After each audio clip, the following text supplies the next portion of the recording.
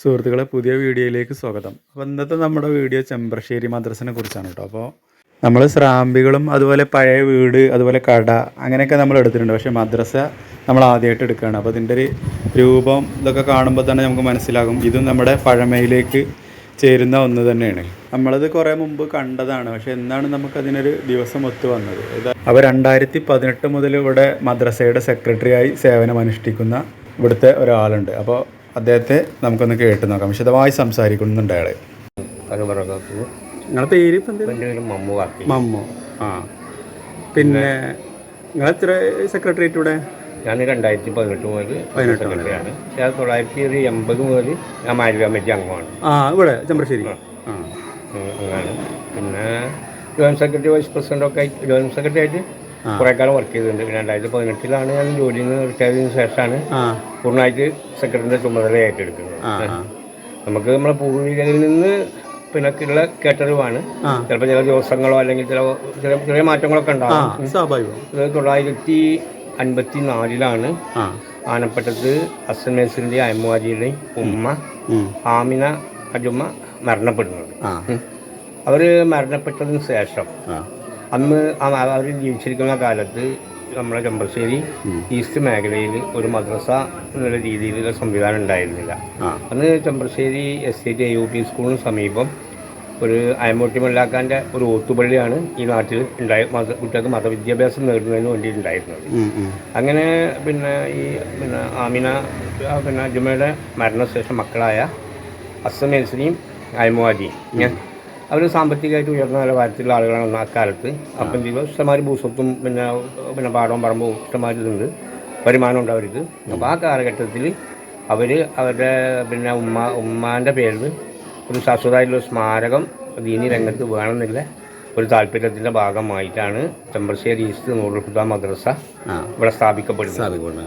ആ മദ്രസ സ്ഥാപിക്കുക മാത്രം, മദ്രസ കെട്ടിടം എന്നാവശ്യമായ ഫർണിച്ചറും കാര്യങ്ങളും നൽകുക മാത്രമല്ല ചെയ്തത്, ആ മദ്രസയുടെ ദൈനംദിന പ്രവർത്തനങ്ങൾ നടത്തിക്കൊണ്ടുപോകുന്നതിനാവശ്യമായിട്ടുള്ള 3 ഏക്കർ അന്ന് കസ്മാവിൻകോട്ടാണ് പ്രധാന കസ്മാവാണ് നമ്മൾക്ക് പ്രധാന മാനവിടെ.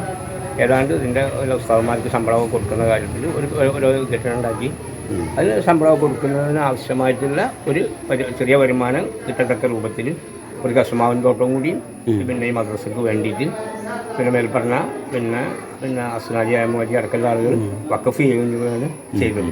അതാണ് ചെമ്പ്രശ്ശേരി ഈസ്റ്റ് നൂറുൽ ഹുദ മദ്രസയുടെ ചരിത്രം എന്ന് പറയുന്നത്. അതുപോലെ തന്നെ പള്ളി ഈ മദ്രസയുടെ കൂടാതെ പള്ളിയുണ്ട്. ഒട്ടനവധി പിന്നെ അതിൻ്റെ കീഴിൽ ഈ നൂറുൽ ഹുദ മദ്രസയുടെ കീഴിൽ നിന്ന് വേറെ 2 ബ്രാഞ്ച് മദ്രസകൾ വർക്ക് ചെയ്യുന്നുണ്ട്. അതായത് കാളയോ പഞ്ചായത്തിലെ കൂരിയോട് ഭാഗത്ത് നമ്മൾ ബ്രാഞ്ച് മദ്രസ വർക്ക് ചെയ്യുന്നുണ്ട്. അതുപോലെ തന്നെ തെയ്യമ്പാടിക്കുത്ത് നമ്മൾ ബ്രാഞ്ച് മദ്രസ വർക്ക് ചെയ്യുന്നുണ്ട്. ഏതാണ്ട് 400-ലധികം കുട്ടികൾ നമുക്ക് മദ്രസയിൽ മതവിദ്യാഭ്യാസം നടത്തുന്നുണ്ട്. അതോടൊപ്പം തന്നെ 10 ഉസ്താദന്മാർ അവിടെ തൊഴിലെടുക്കുന്നുണ്ട്. ഏതാണ്ട് കഴിഞ്ഞ വർഷമൊക്കെ പൊതുപരീക്ഷയിൽ 99% മാർക്ക് കിട്ടിയിട്ട് വിജയം നമുക്ക് നേടാൻ വേണ്ടി കഴിഞ്ഞിട്ടുണ്ട്. അപ്പോൾ ഇത് വഖഫ് ചെയ്ത ആളുകളുടെ താല്പര്യങ്ങൾക്കനുസരിച്ച് തന്നെ ഉയർന്ന വിദ്യാഭ്യാസം മതവിദ്യാഭ്യാസം നൽകുന്നതിന് ഈ സ്ഥാപനത്തിന് പിന്നെ കാലാകാലങ്ങളായിട്ട് കഴിഞ്ഞിട്ടുണ്ട്. പിന്നെ വേറെ ഒരു ചോദ്യം, ഞാൻ ഇതുപോലൊരു പഴമ നിലനിർത്താനുള്ള ഒരു മുഖ്യ തീരുമാനം നിങ്ങളെ ഭാഗത്ത് ഞങ്ങളെ കമ്മിറ്റിയിൽ ഈ പറഞ്ഞ ആനപ്പറ്റത്ത് അസമേസിൻ്റെയും അയമുവാജിയുടെയും പിന്തുണമുറക്കരായ ആളുകൾ ഞങ്ങൾ കുറച്ച് ആളുകൾ നായക കമ്മിറ്റിയിൽ എല്ലാ കാലത്തും ഉണ്ടാകാറുണ്ട്. അപ്പോൾ അത് ഞങ്ങളുടെയൊക്കെ പ്രത്യേകിച്ച് അവരുടെ സ്മരണ നിലനിൽക്കുക എന്നുള്ളത് നാടിൻ്റെ ആവശ്യമാണ്. അതോടൊപ്പം അത് നിലനിർത്തിക്കൊണ്ടുവരിക എന്നുള്ളത് അവരുടെ പിന്തുണമുറക്കാരായ ഞങ്ങളുടെയും കൂടി ഒരു താല്പര്യമാണ്. അതിൻ്റെ ഭാഗമായിട്ടാണ് ഇന്ന് എല്ലാവരും ആധുനിക രീതിയിൽ കോൺക്രീറ്റ് കെട്ടിടങ്ങൾക്ക് മാറുമ്പോഴും അത് ആവശ്യമായ അറ്റകുറ്റപ്പണിപ്പണികളും മോഡിഫിക്കേഷൻ നടത്തിക്കൊണ്ട് ആ പഴമ നിലനിർത്താന്നില്ല ഒരു ലക്ഷ്യം. നല്ലൊരു അഭിനന്ദനാർഹമായ തീരുമാനം കൂടിയാണ്. ഒരു ലക്ഷ്യം ഇന്നും മാലിന്യ കമ്മിറ്റിക്ക് മുമ്പിലുണ്ട്. ഞങ്ങളുടെ അഭിപ്രായത്തിനോട് പൂർണ്ണമായിട്ടും മറ്റ് മാലിന്യ കമ്മിറ്റിയിലെ അംഗങ്ങൾക്കും യോജിപ്പാണുള്ളത്. കാരണം ഇത് നിലനിർത്തി കൊണ്ടുപോകേണ്ടത് തന്നെയാണ്. കാരണം ഇത് മാത്രമല്ല, അതിൻ്റെ നേരെ മുന്നിൽ മദ്രസയ്ക്ക് നേരെ മുന്നിൽ ഒരു കാലത്തും പറ്റാത്ത ഈ പ്രദേശത്തുള്ള അന്ന് സ്വന്തമായിട്ടൊരു ബക്കറ്റും കയറും കൂടി വാങ്ങാൻ കഴിയാത്തൊരു സമൂഹമാണ് ഇവിടെ താമസിക്കുന്നത്. ഈ പ്രദേശത്തുള്ള മുഴുവൻ ആളുകൾക്കും പള്ളിയുടെയും നിസ്കാര പള്ളിയുടെയും മദ്രസയുടെയും ആവശ്യത്തിനും അതുപോലെ തന്നെ സമൂഹത്തിലെ ചുറ്റുവട്ടത്തിലെ ആളുകൾക്ക് നാട്ടുകാർക്കും കുടിവെള്ളം ലഭ്യമാക്കുന്നതിന് വേണ്ടി ഈ മദ്രസേനെ തൊട്ട് മുമ്പ് തന്നെ ഒരു എന്താ പറയുക ഒരു അത്ഭുത കിണർ എന്ന് തന്നെ പറയാം. കാരണം ഒരു 19 കുടുംബങ്ങൾ ദീർഘകാലം ഇപ്പം എല്ലാവർക്കും സ്വന്തമായിട്ട് കിണറും കാര്യങ്ങളൊക്കെ ഉണ്ട്. 19 കുടുംബങ്ങൾ സ്ഥിരമായിട്ട് വെള്ളം കുടിച്ചിരുന്നതാണ്. അതോടൊപ്പം ഈ മദ്രസയിലെയും പള്ളിയിലെയും ആവശ്യത്തിനും ഇന്നും ഈ പിന്നെ മദ്രസ ഏത് കാലത്താണ് കിണർ ഉണ്ടായത് നിങ്ങൾക്ക് ഓർമ്മയുണ്ടോ? 950-കൾക്ക് മുമ്പാണ് അല്ലേ? അപ്പോൾ അത് നവീകരിച്ചിട്ടുണ്ടാവും. അല്ല പിന്നെ ഇപ്പോഴും കിണർ അതേമാതിരി കിണർ ഇപ്പോഴും ഉണ്ട്. കിണറിൽ പിന്നെ പഴയ നെല്ലിപ്പൊടിയൊക്കെ ഇട്ടുള്ള കിണറാണ്. കിണറിൽ ഇപ്പോഴും നമ്മുടെ പള്ളിയുടെയും മദ്രസയുടെ ആവശ്യത്തിനുള്ള ജലവും അതോടൊപ്പം തന്നെ ഈസ്റ്റ് അങ്ങാടിയിലെ ഹോട്ടലുകൾക്കും മറ്റുള്ള ആവശ്യങ്ങൾക്കും ഈ കിണറ്റിൽ നിന്നാണ് വെള്ളം. ഒരു കാലത്തും 986 കടുത്ത വരൾച്ച ഉണ്ടായിട്ട് പോലും ആ കിണറിൽ വെള്ളം വറ്റിയിട്ടില്ല. ആ കാലത്ത് നല്ലൊരു വരൾച്ച ഉണ്ടായിരുന്നു. ആ കാലത്ത് ഇപ്പോഴും 986 ഇത് 50-കളിൽ ഉണ്ടാക്കിയതാണ്.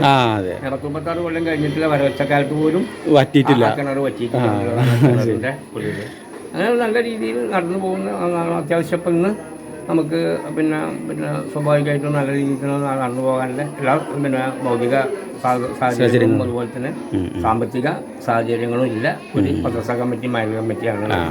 കമ്മുസാഹിബ് എന്ന് പറഞ്ഞ ആളാണ്, കമ്മുസാഹിബ് എന്ന് പറഞ്ഞ ആളാണ് 6 വർഷമായിട്ട് ഇതിൻ്റെ പ്രസിഡന്റ് സ്ഥാനത്ത് നിൽക്കുന്നത്. സെക്രട്ടറി ആയിട്ട് ഞാൻ 2018 മുതൽ ഞാൻ സെക്രട്ടറി സ്ഥാനത്ത് ഞാനുണ്ട്. പിന്നെ 20 പിന്നെ കൂടാതെ ഞങ്ങളുടെ പ്രസിഡന്റ് സെക്രട്ടറിയും കൂടാതെ ഒരു 19 അംഗ കമ്മിറ്റിൻ്റെ നല്ല രീതിയിൽ തന്നെ കൃത്യമായിട്ട് എല്ലാ കാര്യങ്ങളും അങ്ങനെ കൃത്യമായിട്ട് പോകുന്ന ഒരു ഇതാണ്. നിങ്ങളെ ഈ വാക്കുകളിലുള്ള സ്പീഡും ചടുലതയൊക്കെ കണ്ടപ്പോൾ തന്നെ എനിക്ക് മനസ്സിലായി കാര്യങ്ങളൊക്കെ ഉഷാറായിട്ട് നല്ല രീതിയിൽ പോകുന്ന സ്ഥാപനമാണ്. നമ്മൾ ഓരോ കാലഘട്ടങ്ങൾക്കനുസരിച്ചുള്ള മാറ്റങ്ങൾ നമ്മൾ പാടുമ്പോൾ ഒരു സ്ട്രെച്ച് വർക്ക് നടക്കുന്നുണ്ട്. നമ്മൾ ഉച്ചക്കും ഭക്ഷണമൊക്കെ പാകം ചെയ്യാൻ വേണ്ടി അങ്ങനെ എന്തായാലും നല്ല ഉദാത്ത മാതൃകയിൽ തന്നെ നല്ല രീതിയിൽ പോകുന്ന ഒരു സ്ഥാപനമാണ്. അതുപോലെ തന്നെ മറ്റുള്ള പ്രദേശത്തുള്ള മാരിലൊക്കെ തർക്കങ്ങളോ പുസ്തകങ്ങളൊന്നും ഇവിടെ നാട്ടുകാരും മൈൽ കമ്മിറ്റിയൊക്കെ ഒറ്റക്കെട്ടായിട്ട് തന്നെയാണ് ഇതിൻ്റെ പുരോഗതിക്ക് വേണ്ടി പോകുന്നത് പറയാനുള്ളത്. എല്ലാം ഉഷാറായിട്ട് പോട്ടെ. ഏതായാലും സുഹൃത്തുക്കളപ്പോൾ ചെമ്പ്രശ്ശേരി മദ്രസയെക്കുറിച്ചുള്ള വിവരണങ്ങളാണ് നിങ്ങൾ കേട്ടത്. അപ്പോൾ നമ്മുടെ പഴമ തേടിയുള്ള നമ്മുടെ യാത്ര തുടരും. അപ്പോൾ അടുത്ത വീഡിയോയിൽ നമുക്ക് വീണ്ടും കാണാം.